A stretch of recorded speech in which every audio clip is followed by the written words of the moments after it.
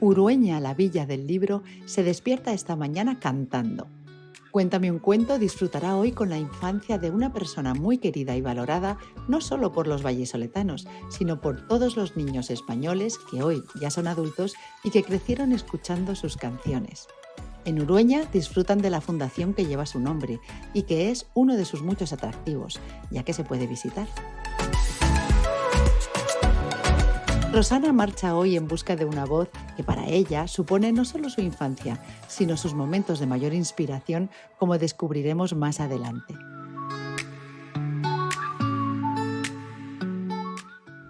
Aquí llega Joaquín Díaz, uno de los folcloristas más importantes de España, a encontrarse con Rosana.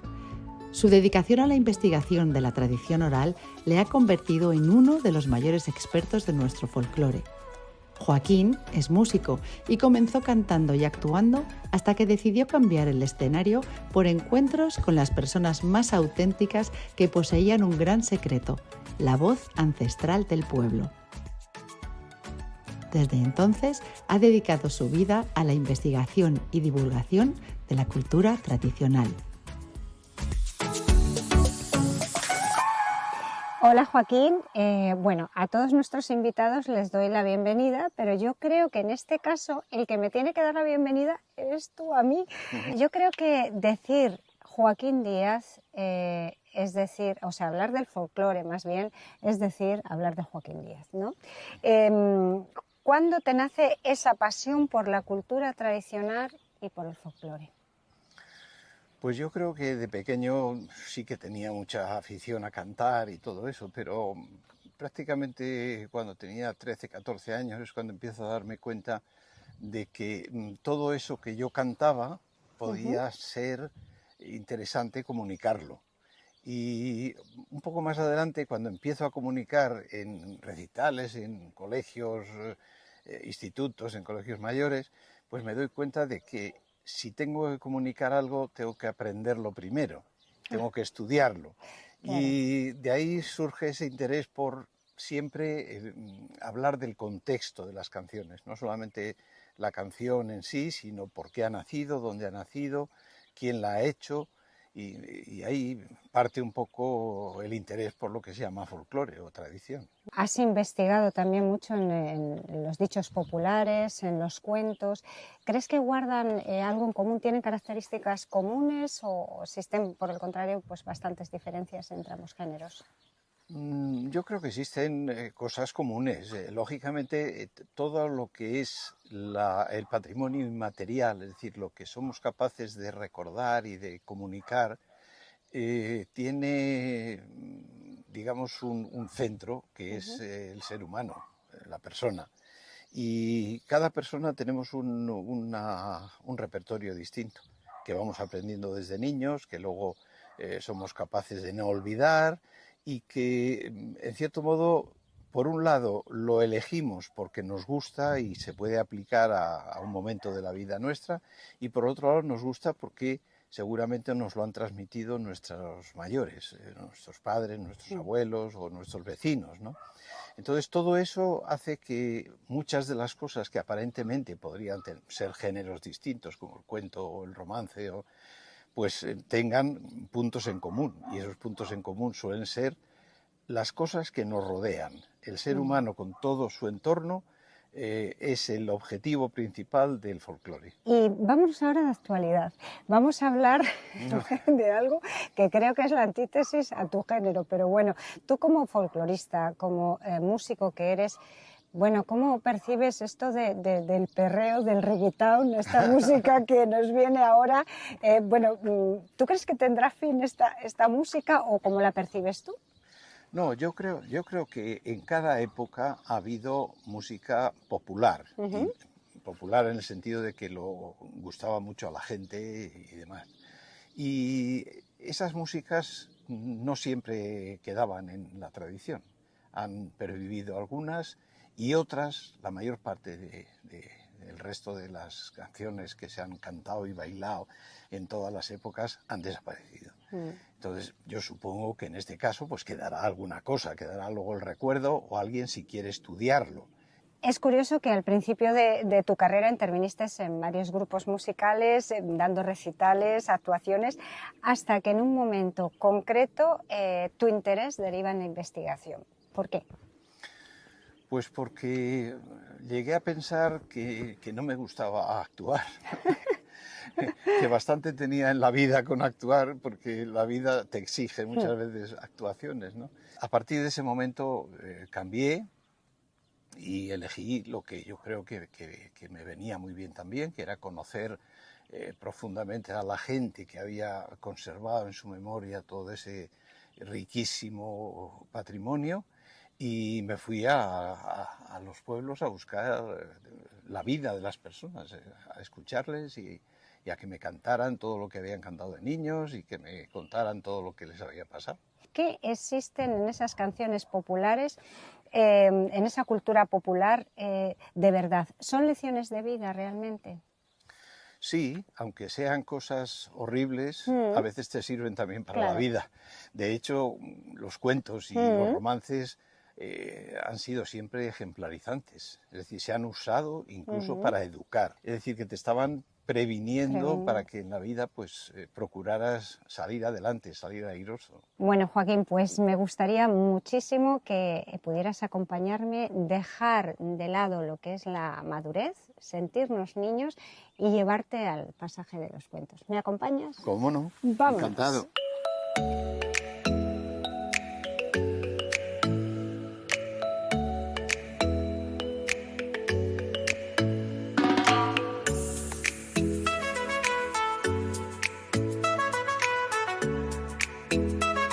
Bueno, Joaquín, me imagino a un bebé tocando el sonajero con su ritmo, a la vez que comienza pues, a hablar, o sus primeras palabras. ¿Fuiste así? Pues no me acuerdo. Es lo más lógico. Pero mi madre dice que yo era como muy independiente. O sea, que a lo mejor el sonajero lo tocaba, pero lo tocaba en solitario, ¿no? Y bueno, esa primera infancia, desde luego, no tengo ningún recuerdo. Los primeros recuerdos son de sonidos en las calles de Zamora. Sonidos y unos aromas también. Qué maravilla. ¿Y a qué edad es cuando te empieza a interesar la música? Pues yo creo que la primera sensación que me produce algo emocionante es con 4 años, una cosa así, en una procesión de Semana Santa de Zamora. Y tengo ese recuerdo como tan vivo que incluso ahora cuando escucho esa música de banda, que me imagino que era la banda de Inocencio Aedo en la época, pues me emociono todavía. Es verdad, es que los aromas, la música, siempre nos retrotrae a otro momento, a otro tiempo. De hecho, para mí, la infancia siempre de una persona como tú, pues me sugiere cuentos, me sugiere romances, me sugiere, por supuesto, música. ¿Cómo fue realmente tu infancia, Joaquín? Pues las canciones, que efectivamente las canciones y romances y demás corrían a cargo de mi madre, que era la que cantaba en casa, mi padre cantaba muy poquito. Y luego en verano tenía mi abuelo una finca en Getafe y aquello era otro mundo. Nos íbamos allí unos días para que mi madre viera a su padre y demás. Y la verdad es que eran, sobre todo los atardeceres, eran una maravilla, porque mi abuelo, que era un narrador estupendo, nos sentaba a todos los niños y a la gente que trabajaba allí en la finca y se ponía a contarnos cosas. Lo que cuentan los contadores, los cuentacuentos, o como quiera llamarse, que mi abuelo era uno de ellos, no tiene necesariamente que ser un cuento largo, ni un cuento corto, ni una... No, él era capaz de unir, por ejemplo, cosas que hubieran sucedido en el día con cuentos antiguos que incluso ya nos los había contado, pero nos lo voy a contar de otra manera. Es decir, era maravilloso. Y eso es un poco mi infancia. O sea que por lo que te estoy oyendo, quizás hayas heredado esa narración o ese bien narrar de tu abuelo y el oído musical de tu madre, ¿puede ser? Bueno, ojalá, porque, bueno, el oído musical de mi madre sí, a pesar suyo, porque mi madre estudió piano, estudió la carrera de música, estudió piano con un gran pianista, con José Cubiles, pero en cuanto vio que un hijo suyo quería dedicarse a la música, dijo que no, claramente. Y tuve que hacer todo lo posible por convencerla de que sí. Y lo de contar cuentos, sí que es verdad que soy un poco cuentista, es decir, que las cosas que tengo que decir y que tengo que comunicar las suelo hacer en forma de relato, de manera que sea más agradable y que la gente pues pueda decir, pues mira, pues sí, estoy de acuerdo con lo que dice. Bueno, es que tu voz realmente resulta envolvente en el ámbito musical, pero también, por supuesto, en el ámbito de la narrativa. Bueno, naciste en Zamora. Sí. ¿Cómo era aquella época de niño en Zamora? ¿Cómo la viviste? Pues, por ejemplo, recuerdo que el boj de algunos jardines o algunas plantas, algunas flores que seguramente estaban en el camino por el que mi madre me llevaba. Y tú viviste una infancia libre. Cuando digo libre me refiero a un ámbito en el que, en ámbito rural, por ejemplo, en el que salías a la calle, no había esos peligros que nos acometen ahora. ¿Viviste eso? Sí, lo que pasa es que las calles de Zamora eran como un pueblo, no eran una ciudad, ni una ciudad peligrosa, ni nada de eso. Y mi madre nos sacaba a dar largos paseos.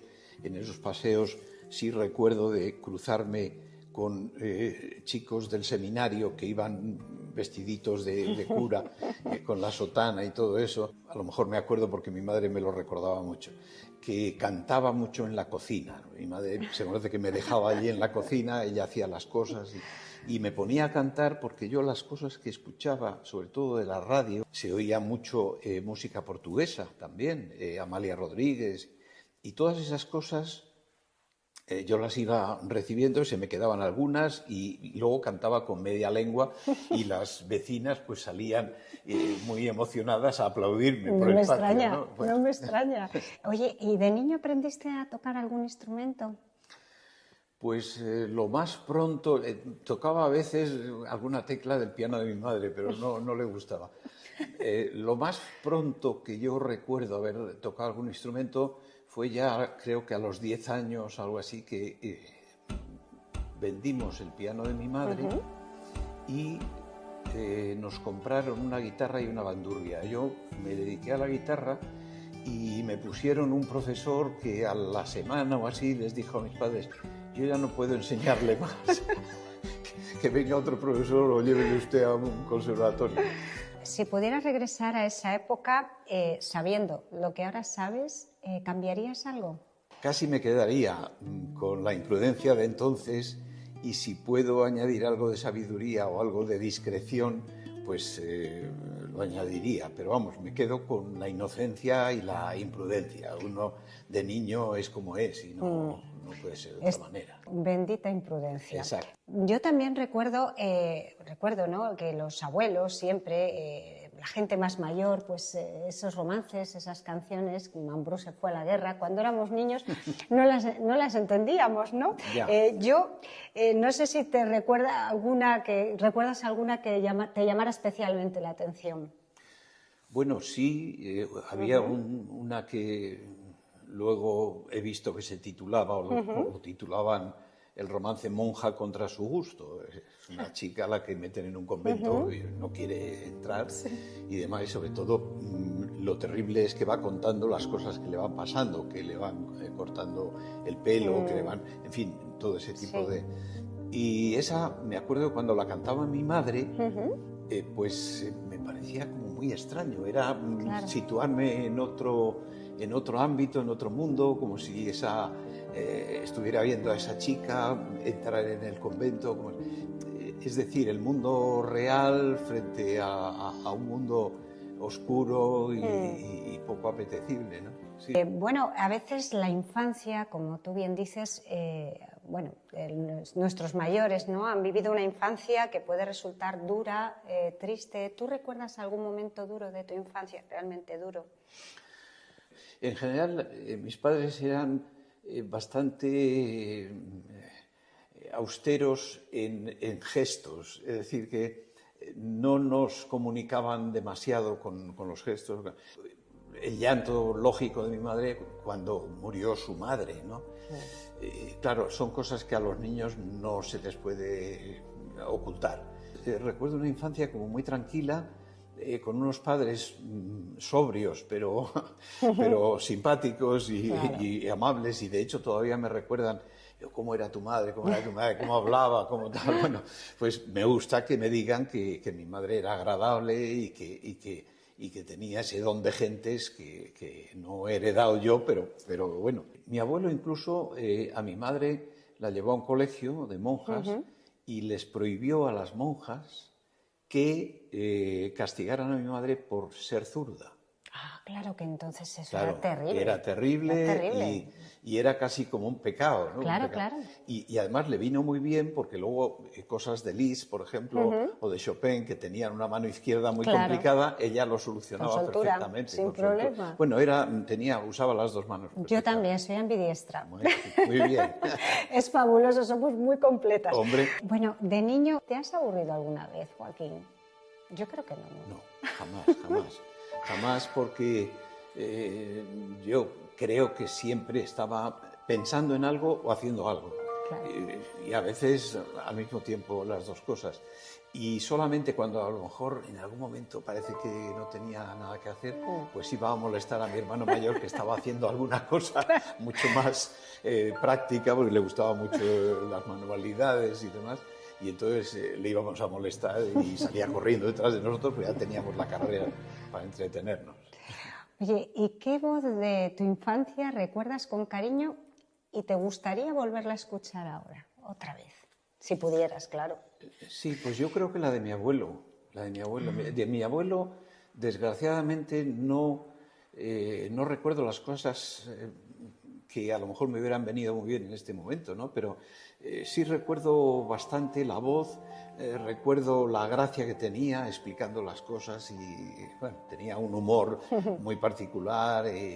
Bueno, con decirte que, por ejemplo, no iba nunca a misa, pero invitaba los domingos por la tarde a los curas a que fueran a casa a tomar chocolate. Es decir, se ganaba el cielo gracias a jicarazos. Sí, efectivamente. Pero vamos, yo recuerdo de mi abuelo muchas cosas y luego me han dicho, quienes le conocieron y me han conocido a mí, que tengo muchas cosas de él. A todos nos han leído cuentos de niños, pero claro, teniendo aquí delante a Joaquín Díaz, dices, ¿qué le han leído a Joaquín? ¿Cuentos o romances? ¿Qué es lo que te leían? Que me leyeran a mí, no lo recuerdo. Es decir, recuerdo leer yo. A veces me metía en el despacho de mi padre, que casi siempre estaba cerrado, pero bueno, a veces se abría. Y en un armario que todavía conservo de despacho, de esos típicos españoles, de estilo español y demás, había una serie de libros, ¿no? Y entonces, cuando no estaban, pues sacabas. Y me acuerdo perfectísimamente de un libro de Bertoldo, que es un personaje muy curioso, medio inventado en el siglo XVII, creo que es. Y recuerdo que las aventuras aquellas de Bertoldo me llamaban muchísimo la atención, sobre todo porque además tenían unos dibujitos muy curiosos que le hacían más simpático la lectura, ¿no? Tengo también recuerdos de cuando estábamos enfermos, mi padre nos daba un libro del barón Charles d'Avilliers, que había hecho un viaje por España, y ese viaje por España, en una edición muy bonita, pues nos la leíamos de arriba abajo, con algunas aleluyas, que yo ya en esa época me acuerdo incluso del inicio de alguna de esas aleluyas sobre el rey Pedro el Cruel, que decían: hoy contar la historia quiero de don Pedro el Justiciero, él hizo acatar la ley desde el zapatero al rey. Si tuvieras delante al niño Joaquín, la primera vez que se quedó absorto escuchando un romance, ¿qué consejo de vida le darías? Yo casi le daría una colleja. Le diría, no te dediques a esto. Bueno, no, yo creo que lo que he dicho antes, es decir, sé una persona que escucha y asimila lo que escuchas. Eso yo creo que para cualquier niño, porque es una forma de tener criterio y el criterio es fundamental en cualquier momento de la vida. Ahora te voy a decir una cosa, estamos en el mundo de los cuentos, tengo poderes especiales, te invito a cerrar los ojos y puedo traerte una persona a la que guardas especial cariño. ¿Podrías hablarme de esa persona? Pues, vamos a ver, especial cariño lo tengo porque fue muy especial en mi vida a una muchacha que me cuidaba de pequeño, se llamaba Marcelina, y me cantaba los primeros romances de mi vida casi. Tenía mucha gracia, era una persona amable, muy rural, es inocente un poco también como un niño, que al mismo tiempo es graciosa, que sabe manejarse muy bien en un montón de cosas de la vida. Entonces esa persona viene siempre a mí. También quizás te influyó también el hecho de que te cantara romances, o Sí. sea, a lo mejor fue un incentivo, ¿no? Que luego...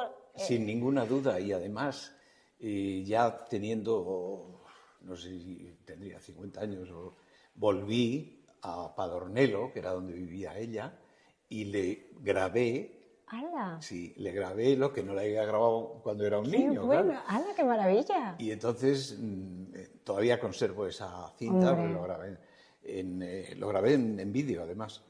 Y ella me canta cosas, le decía yo, Marcelina, aquello que tal. Y ¿Alguna especial que te cantara Marcelina, te recuerdas? el romance del Conde Flores, que me gustaba mucho y que me lo cantó. ¿Cómo te llamaban de pequeño? Pues me llamaban Quinito. Quinito. Sí, en casa de mi abuelo materno me llamaban Quinito porque yo tuve un tío que murió después de la guerra civil que se llamaba Joaquín y al que llamaban Quinito. Entonces fui una especie de prolongación de aquel Quinito. Y en otros sitios me llamaban Nino y además no sé por qué. Me llamaban Nino, Joaquinino, yo qué sé. Claro, porque yo pienso de Joaquinino, pues lo mismo, lo mismo hemos acertado. Bueno, ¿y cómo te describía tu familia? ¿Cómo, no sé, un niño inquieto, un niño, pues eso, con inquietudes, un niño tímido, extrovertido? ¿Cómo te definía? ¿Cómo te Sí, describía? en general pensaban que era malo. De todas formas, es que yo estoy impresionada porque tú estás hablando de tu familia, de tus seres queridos, pero es que han estado todos vinculados a la cultura y en una época en la cual, pues hombre, no había esas inquietudes o no se permitían, no se lo podían permitir el acceder a las aulas, porque tu madre música, tu abuelo, me estás hablando que era ingeniero. Sí, sí. Fíjate, es que... ¿Y tú, quién dirías que era el niño Joaquín? Pues, claro, yo me miro hacia adentro y me describo como una persona muy normal, siempre pendiente un poco de los demás, de lo que hacían, de lo que tal, cómo me podía afectar eso que hacían a mí. Y ya en el colegio, pues me recuerdo como una persona que incluso ayudaba a otros. Recuerdo esto que se llama ahora bullying, pues en el colegio en mi época era lo más frecuente, ¿no? Y había un chico que tenía un pequeño defecto y yo le protegía y luego me acuerdo, y me da un poco de vergüenza, que el hombre me daba el bocadillo y me le comía, porque yo en aquel momento era como un dragón, es decir, comía todo lo que me pusiera por delante y me comía el bocadillo mío y el bocadillo de él, pero siempre he procurado ayudar a los demás y he intentado pues ser una persona sociable. Qué bueno es eso, además es la percepción, fíjate, sí, yo creo que eso lo has llevado contigo desde que has sido niño, así que te felicito. Gracias. Y yo tengo aquí desde hace un buen rato un libro, pero yo creo que el que mejor nos puede decir de qué va el libro eres tú. En los cuentos siempre hay una tensión y gracias a esa tensión que se produce de una forma o de otra, a veces entre el bien y el mal, otras veces entre, por supuesto, el bueno y el malo como protagonistas, otras veces la vida y la muerte, y otras veces lo fantástico y lo real. esa tensión es la que yo creo que sirve de motor al cuento para que la gente lo perciba, lo recuerde y luego lo vuelva a contar, ¿no? Entonces, esta era la pretensión y yo creo que conté en este caso con unos dibujos maravillosos de Santiago Bellido, es un dibujante muy bueno, y si hubiera sido ahora, pues a lo mejor te hubiera pedido a ti que ilustraras alguna cosa. Sabes que formamos un buen equipo seguro, desde luego que sí. Estoy ya sabes seguro, que yo te admiro desde que era niña, con esto no te estoy llamando mayor, porque no lo eres, Sí. pero te admiro desde niña y te confesaré un secreto, que siempre me dicen, bueno, tú cuando pintas, pues me imagino que, bueno, lo harás con, casi en un silencio sepulcral. Digo, yo silencio sepulcral, no. Yo con Joaquín Díaz.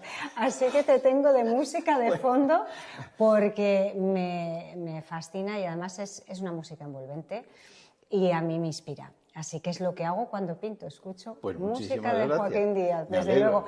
Y por favor, ya que nos has adelantado un poquito del libro, me gustaría que si fueras tan amable nos pudieras leer un pequeño párrafo de ese libro. Sí. Bueno, aquí tenía uno de los cuentos que más recuerdo, Sí. que era el de la marrana cenicienta. Qué bueno. Que era una versión que tenía mi abuelo, que luego no coincidió en absoluto con la versión de Walt Disney, ¿no? Yo tenía una idea como muy distinta, ¿no? Claro. Y bueno, empieza diciendo, un señor tenía 3 hijas y se marchó fuera de España. Y dijo, ¿qué queréis que os traiga? Dice una, a mí unos zapatos muy bonitos, un vestido muy bonito y unos anillos y una pulsera. Y la segunda dice, yo otros zapatos más bonitos que mi hermana haciendo juego. Bueno, ¿y tú, marrana cenicienta, qué quieres que te traiga? Que era la pequeña. A mí un ramito con 3 nueces. Se lo trajo y viene y dicen las hermanas, ¿ves? Uy, qué zapatos más bonitos, qué vestido. ¿Y tú, marrana cenicienta, para qué quieres las nueces? La famosa varita de la virtud con la estrellita que pintaba Walt Disney. Sí, sí, sí. Aquí, en este caso, Son las nueces. son las nueces. Fíjate. Una varita de nueces. Es que yo me pasaría horas hablando contigo, Joaquín, porque es que no solamente es lo ameno que eres, lo entretenido que eres, sino que además aprendo un montón de cosas. Así que, bueno, ha sido de verdad un auténtico placer tenerte aquí, de verdad. Y solo decirte una cosa, que cuando te vayas y atravieses por esa puerta, no te dejes al niño aquí. Antes de que termine el programa y para que la despedida os deje muy buen sabor de boca, os voy a leer un cuento muy cortito. Espero que os guste. Por valles y colinas, sobre parques y setos, entre hierbas, arbustos, englatinas, cruzando el agua, el fuego, estoy en todas partes. Y así errando voy, más rauda que la esfera de la luna, por servir a la reina de las hadas. Doy sobre el césped rocío a sus estrellas y a las prímulas transformo en sus doncellas. ¿Veis las manchas ligeras de sus vestes doradas? Son rubíes, regalo de las hadas, en los que guardan vivas sus fragancias, y ahora he de buscar más gotas de rocío para adornar con perlas la oreja de las prímulas.